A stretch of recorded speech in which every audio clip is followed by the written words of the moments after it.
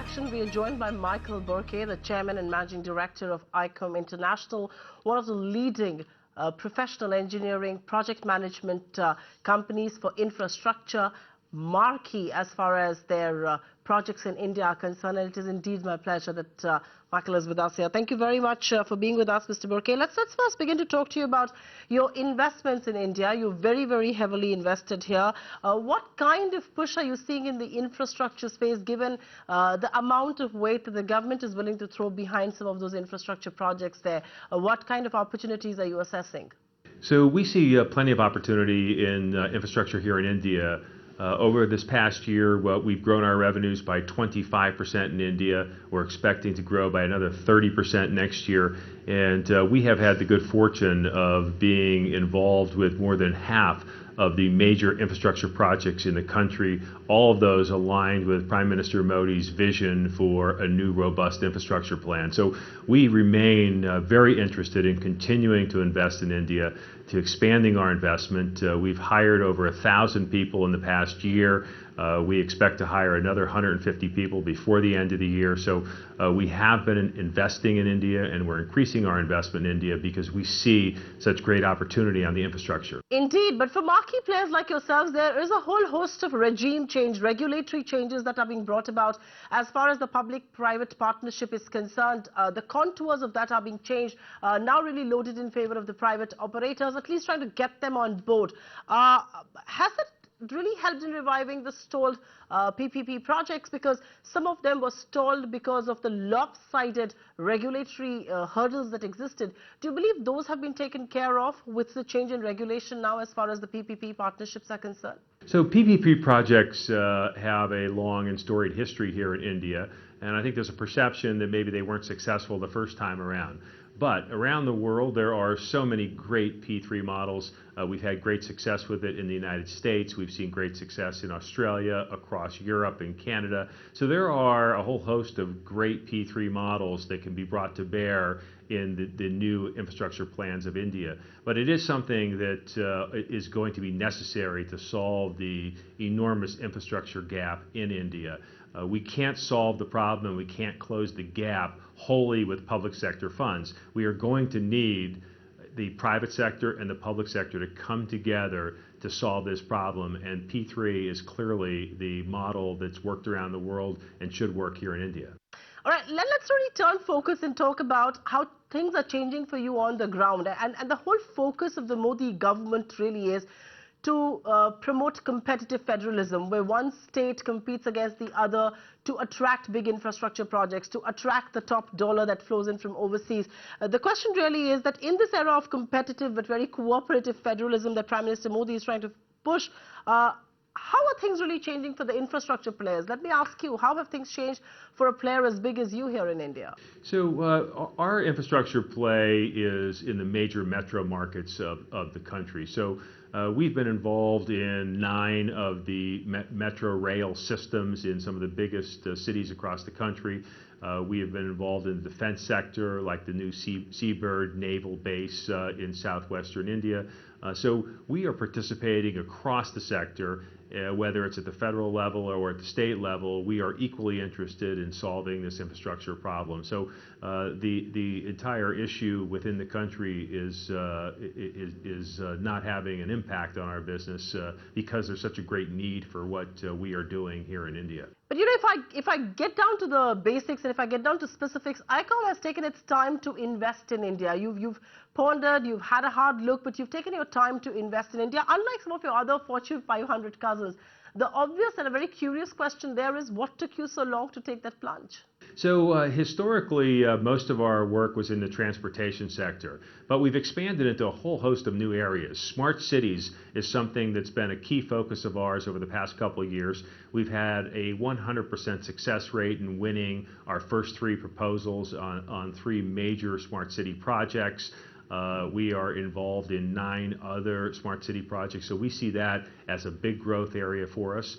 We've also been focused on entirely new land development opportunities. We've been focused on the defense sector, and as the U.S. and Indian government come closer together from a defense cooperation perspective, we see a whole host of opportunities for the private sector to deliver services on the defense side also. So that's an important focus of ours. The port development, which again is one of the prime initiatives of the Modi government. We are involved in port projects, as well as we see growth opportunities in the energy sector. The entire energy sector is focused on the new implementation of air quality emissions regulations, and as the private sector has to deal with that wide array of regulations, that's an area where we have particular expertise outside of India that we can bring to bear on this market. But if I actually see your project trajectory and the kind of projects that you have put your name and your face to, you've backed some really flagship projects in India. And just to name a few, the Vizag Smart City project, the Chenab Rail Bridge, the Seabird project. Is it fair to assume here that you're actually looking at scalable projects in India? And if that is indeed the case, that you are eyeing scalable projects, what is the benchmark size of a project that a company like yours is really interested in? So I don't think we have a benchmark size of the type of project, but I'd say our general philosophy and our general strategy has been to move into the larger mega projects where we can truly differentiate ourselves.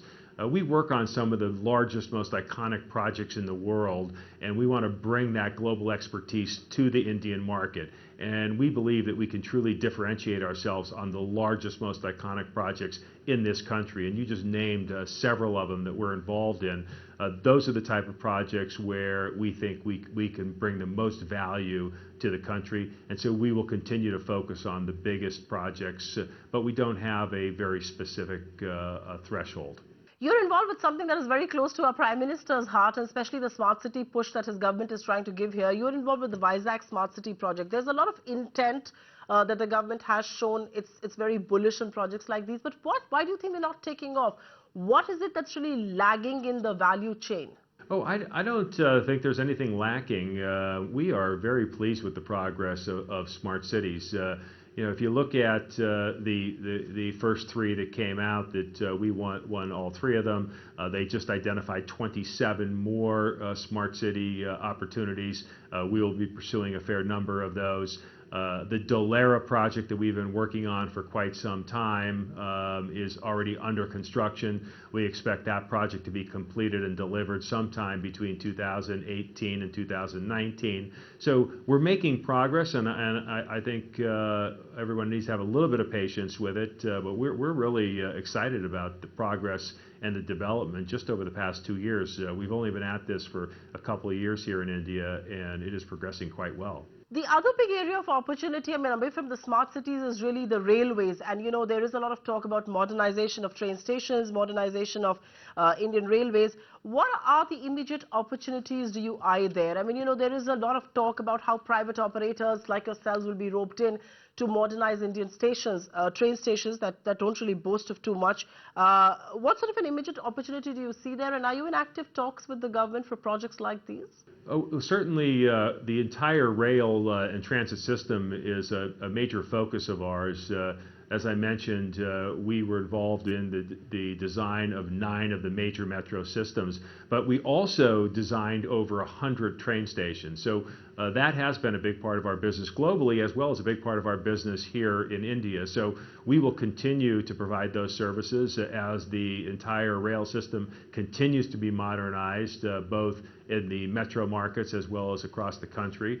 The Delhi to Mumbai Industrial Rail Corridor line, which was a very significant project of ours that's brought significant economic development to that region, is also something that we're particularly interested in.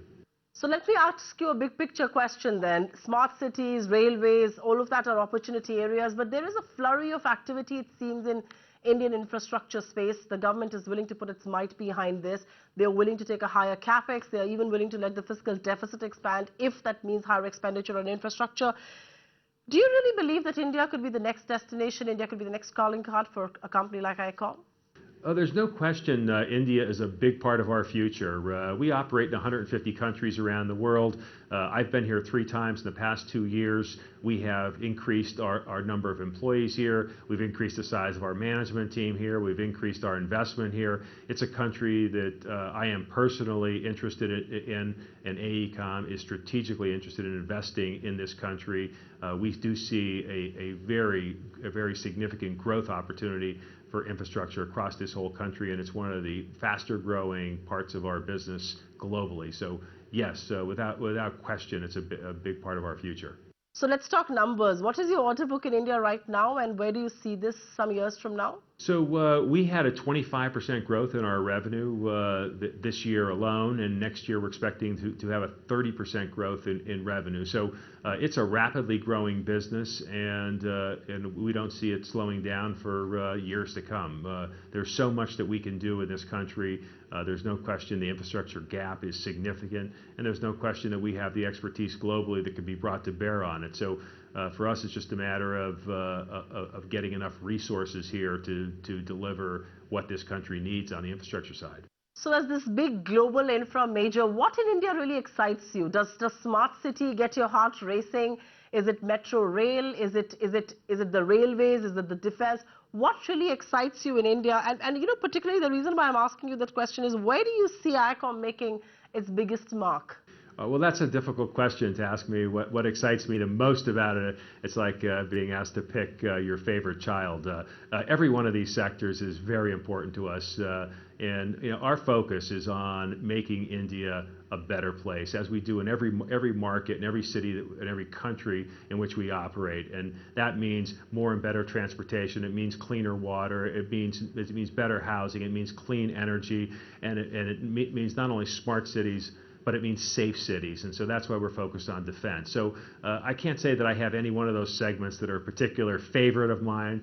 They're all needed here in India. We have the capabilities to deliver on all of them, and we're equally excited about bringing our expertise to this market.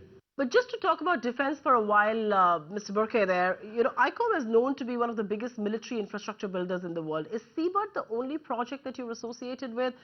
Are there others that you're in talks with? Are there others that you're associated with as well? I mean, I know Seabird is publicly known, and which is why I'm asking that question, but are there others in the pipeline as well? Oh, well, clearly the defense sector provides a lot of opportunity for us, and there are many other projects that we are currently pursuing. Of course, Seabird, as you mentioned, is the largest, but we think there's plenty of opportunity for us to assist the Indian government as they build out their defense cooperation agreements with the United States. You spoke about the reforms in India, and you spoke about the will of the Prime Minister and his government to push through some of the key infrastructure projects. But your smart city project in Dholera did face some stiff resistance from the locals there. The High Court stayed the land acquisition process. Given the social and the judicial intervention that did come in, which wasn't really in your favor, does it make you visit your views on projects that you undertake in India? It does not make us rethink our views on that. There's always local community issues that need to be dealt with in any land development opportunity. Regardless of the country we're in, we're always dealing with the needs and the interests of a very diverse community that resides around the development. And every one of our smart cities is not only taking into account all of the issues that are necessary to build a smart city, but it also has to take into account all of the needs and issues of the surrounding neighbors. And so that is not something that's a foreign concept to us. We deal with that on just about every one of our projects wherever we are in the world, and India is no different. Are there any plans whatsoever of making ICOM a publicly listed company in India in the near term? We do not. We are currently publicly listed on the New York Stock Exchange, and we don't have any plans to co-list that anywhere else at this time. Michael, are there any projects you're actively considering or are in talks with straight with the federal governments, the state governments in India at that level? Not relative to that issue, no. So one final question, and this one's for the road, quite literally speaking. The government is targeting about 10,000 kilometers of road built in 1 year, which is roughly 30 kilometers of road a day. How have things really changed in that sector? That sector has seen a lot of flurry of action, has seen a lot of pace being gathered. How have things really changed in that space, and what else are you looking at from a government point of view for a sector like that? So the road sector continues to be a very challenging issue across the country.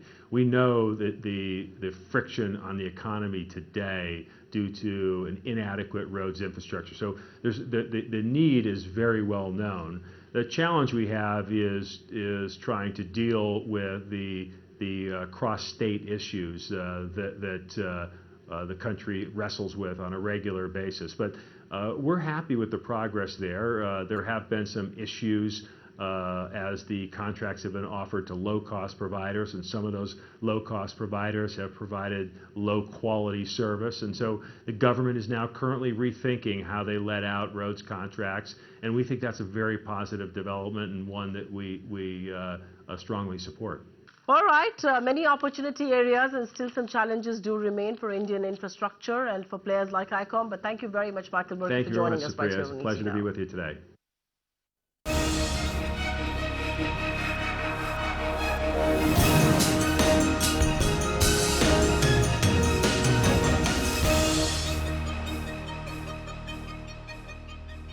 Find us on Facebook at facebook.com/ETNow and don't forget to click the like button. You can also follow us on Twitter at ETNowLive. To stay updated with all our programming, hit the subscribe button on our YouTube channel by logging on to youtube.com/user/ETNow.